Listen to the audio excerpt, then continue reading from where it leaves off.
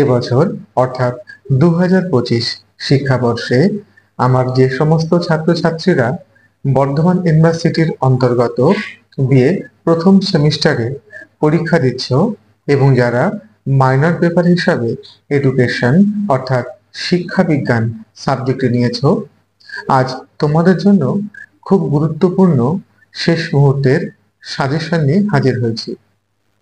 শুধু এই ফ্রেশার ক্যান্ডিডেটই নয়, তার সঙ্গে 2023 সালে তোমরা যারা বিএ প্রথম সেমিস্টার পরীক্ষা দিয়েছিলে অথচ তোমাদের এই শিক্ষা বিজ্ঞান মাইনর পেপারে সাপ্লি বা ব্যাক এসেছে, তোমাদের জন্য আজ এই ভিডিওটি খুবই গুরুত্বপূর্ণ হতে চলেছে। কারণ এই সাজেশনটি সাপ্লি এবং ফ্রেশার সকলের জন্যই সমান প্রযোজ্য। এই সাজেশনে যে প্রশ্নগুলি তোমাদের সামনে তুলে ধরছি, তোমরা সকলেই ভালোভাবে এই প্রশ্নগুলি তৈরি করো, তাহলে এখান থেকে তোমরা প্রশ্ন কমন পেয়ে যাবে। কেমন? তাহলে চলো তোমাদের শিক্ষা বিজ্ঞান অর্থাৎ এডুকেশনের সমস্ত 10 এবং 5 নম্বরের গুরুত্বপূর্ণ প্রশ্নগুলি দেখে নেওয়া যাক। প্রথমে আমি তোমাদের 10 নম্বরের প্রশ্নগুলি বলছি। কেমন? চলো, প্রথম প্রশ্ন, শিক্ষার বিভিন্ন উপাদানগুলি কি কি? এই উপাদানগুলি কিভাবে পরস্পরের সঙ্গে সম্পর্কিত তা আলোচনা করো। দ্বিতীয় প্রশ্ন, সহ পাঠ্যক্রমিক কার্যাবলীর বিভিন্ন প্রকারগুলি কি কি এবং এদের শিক্ষাগত গুরুত্ব বা তাৎপর্য আলোচনা করো। পরের প্রশ্ন, পাঠ্যক্রমের বিষয়বস্তু নির্বাচনের নীতিগুলি আলোচনা করো।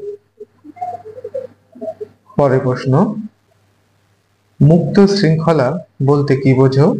বিদ্যালয়ে শৃঙ্খলা রক্ষার বিভিন্ন উপায়গুলি উল্লেখ করো। এই প্রশ্নটি তোমাদের এভাবেও ঘুরিয়ে আসতে পারে, মুক্ত শৃঙ্খলা বলতে কি বোঝো?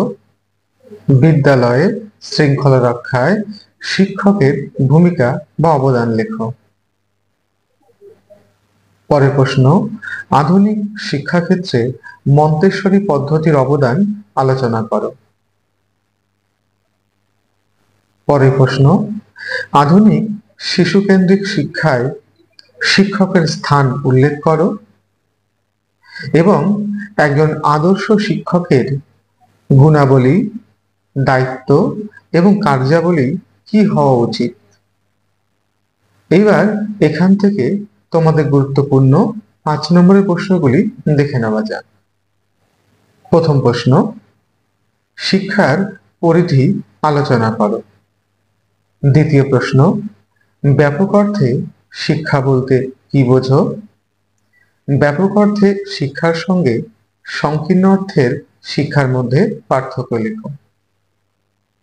পরের প্রশ্ন, শিক্ষার ব্যক্তিতান্ত্রিক লক্ষ্য এবং সমাজতান্ত্রিক লক্ষ্য বলতে কি বোঝো?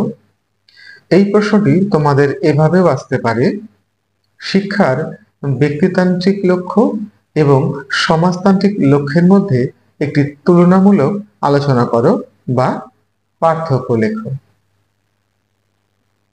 পরের প্রশ্ন, শিশুকেন্দ্রিক শিক্ষা বলতে কি বোঝো? শিশুকেন্দ্রিক শিক্ষার বিশেষ বৈশিষ্ট্যগুলি উল্লেখ করো। পরের প্রশ্ন, প্রকল্প পদ্ধতি বলতে কি বোঝো? প্রকল্প পদ্ধতির সুবিধা এবং অসুবিধাগুলি উল্লেখ করো। এই প্রশ্নটি তোমাদের এভাবেও আসতে পারে, প্রকল্প পদ্ধতি বলতে কি বোঝো? প্রকল্প পদ্ধতির বৈশিষ্ট্যগুলি উল্লেখ করো। দেখো, তোমাদের এখানে আমি একটি কথা বলি, প্রকল্প পদ্ধতির যদি বৈশিষ্ট্য আসে তাহলে তোমরা প্রকল্প পদ্ধতির যে সুবিধাগুলি আছে সেই পয়েন্টগুলি উল্লেখ করলেই উত্তরটি হয়ে যাবে। কেমন? তাহলে একটি প্রশ্ন করলেই দুটি প্রশ্নের উত্তর তোমরা করতে পারবে। পরের প্রশ্ন, খেলাভিত্তিক শিক্ষার উপযোগিতা বা গুরুত্ব উল্লেখ করো। এই প্রশ্নটি তোমাদের এভাবেও আসতে পারে, খেলাভিত্তিক শিক্ষার বিভিন্ন তত্ত্বগুলির উপযোগিতা বা গুরুত্ব লেখো। পরের প্রশ্ন, আত্মশৃঙ্খলা বলতে কি বোঝো? শিক্ষাক্ষেত্রে এই শৃঙ্খলা কিভাবে প্রয়োগ করা যায়? এই প্রশ্নটি তোমাদের এভাবেও ঘুরে আসতে পারে, শৃঙ্খলা বলতে কি বোঝো? শিক্ষাক্ষেত্রে শৃঙ্খলার প্রয়োজনীয়তা বা গুরুত্ব উল্লেখ করো। পরের প্রশ্ন, শৃঙ্খলার গতানুগতিক ধারণা এবং আধুনিক ধারণার মধ্যে পার্থক্য উল্লেখ করো।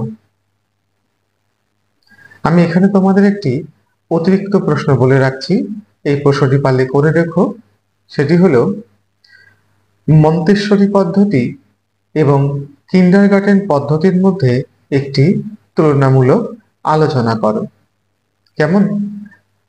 তাহলে এই প্রশ্নগুলি তোমরা ভালোভাবে তৈরি করো, তাহলে এখান থেকেই আশা করছি তোমরা প্রশ্ন কমন পেয়ে যাবে।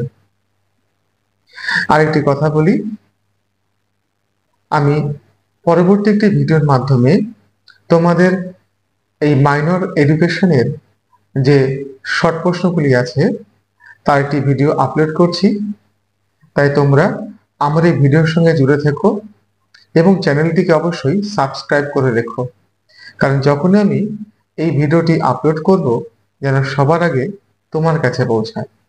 ভালো থেকো, সুস্থ থেকো, আর ভালো করে পড়াশোনা করো। কেমন?